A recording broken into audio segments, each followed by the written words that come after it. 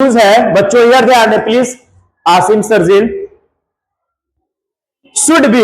Next topic का नाम क्या है बच्चों? हाँ, शुड बी नाम।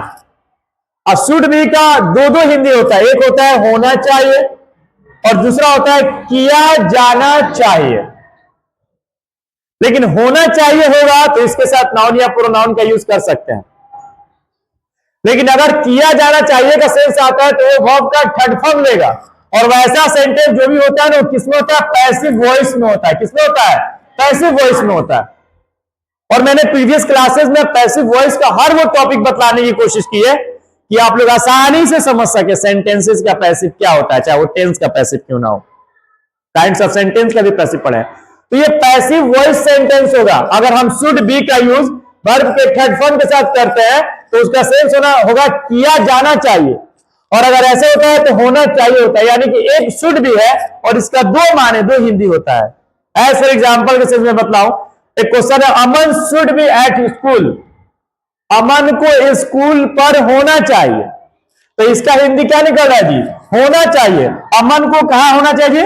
एट मतलब पर। प्रपोजिशन भी पढ़ाए हो आपको, एट का यूज कहां कहां पे करते हैं, तो हमें प्लेसेस को भी सेंस कराता है। छोटी जगह के लिए एट का यूज करते हैं पर के सेंस में।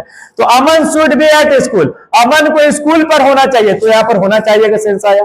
नेक्स्ट है, sir should be here with you. Sir को यहां आपके साथ होना चाहिए, तो यहां भी आपको प्रोनाउन लिए, यहां पर नाउन लिए, तो यहां हिंदी क्या होगा?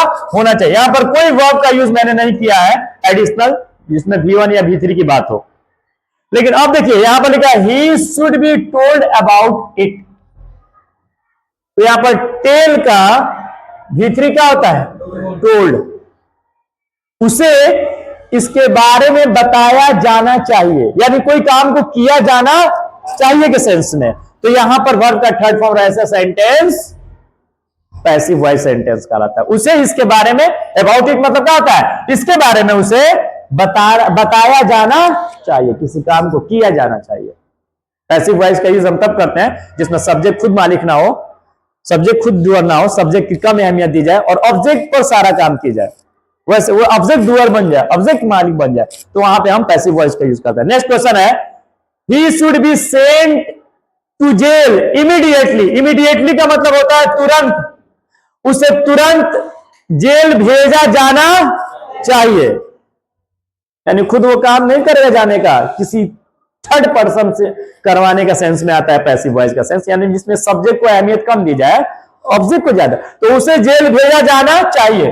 तो यानी कि शुड बी का मतलब एक क्वेश्चन होता है होना चाहिए, उसे घर पर होना चाहिए, तुम्हें स्कूल पर होना चाहिए, सीता को मेला में होना चाहिए, तुम्हें मार्केट में होना चाहिए, ठीक है ना, तुम्हें कोचिंग पर होना चाहिए। तो होना चाहिए का सेंस भी देता है शुड बी, और एक होता है किसी काम को किया जाना चाहिए के सेंस में, तो उसको पैसिव वॉइस सेंटेंस कहते हैं। तो ये दो यूज हो गया, एक शुड और दूसरा शुड बी।